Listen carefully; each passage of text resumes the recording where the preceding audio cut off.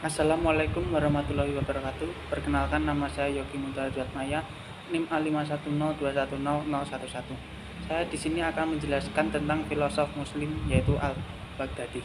Al-Baghdadi memiliki nama asli yaitu Habibullah ibnu Ali ibnu Malka Abul Barakat Al-Baghdadi.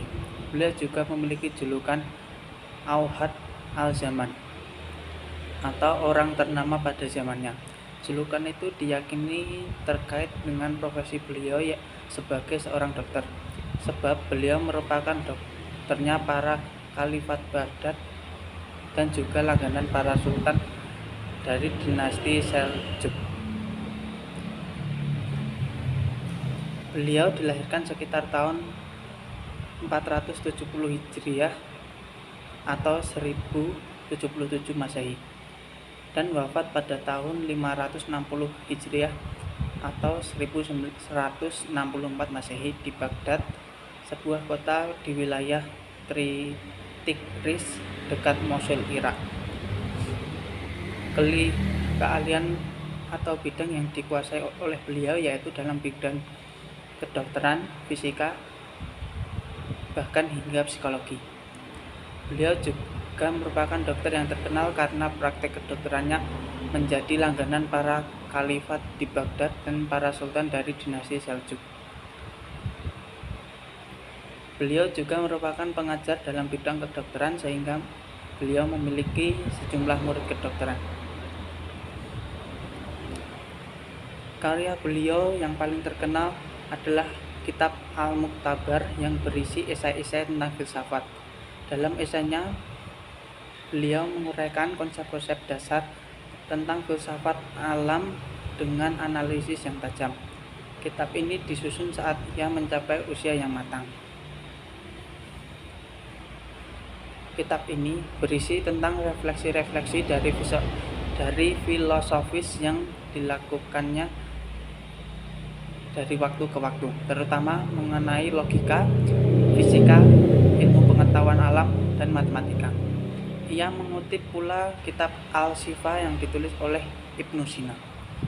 Bahkan, dalam beberapa bagian bukunya, beliau mengutip sepenuhnya kalimat Ibnu Sina, namun beliau juga menyanggah pemikiran Ibnu Sina dan menguraikan alasan tak sependapat pemikirannya dengan Ibnu Sina tersebut.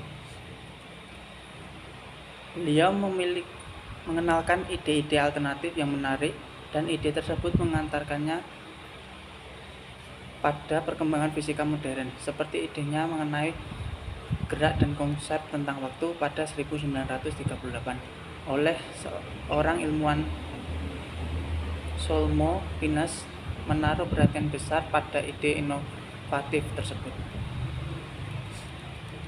Pemikiran beliau tentang gerak diantaranya mengenai gerakan proyektil yang memiliki kaitan dengan perkembangan teknologi pada beberapa abad kemudian.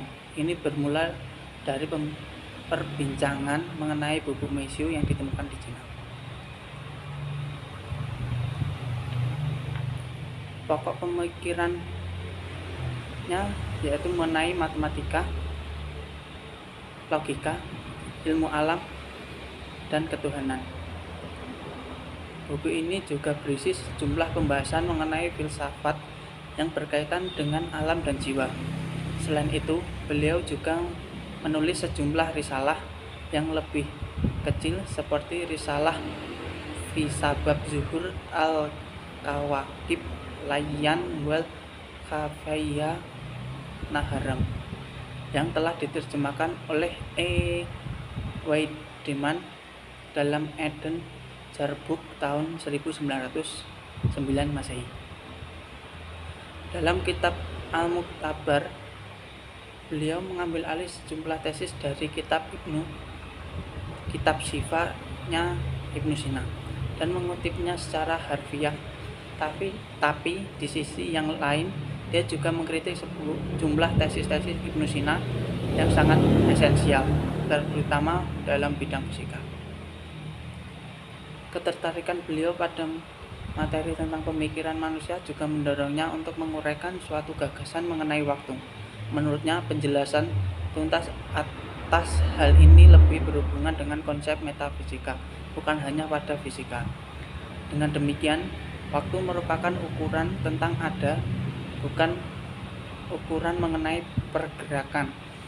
Ia tidak mengenal perbedaan tingkat-tingkat waktu yang beragam, tahapan-tahapan, dan hal-hal lain sebagainya, seperti yang disangka oleh Ibnu Sina dan filsuf-filsuf besar lainnya.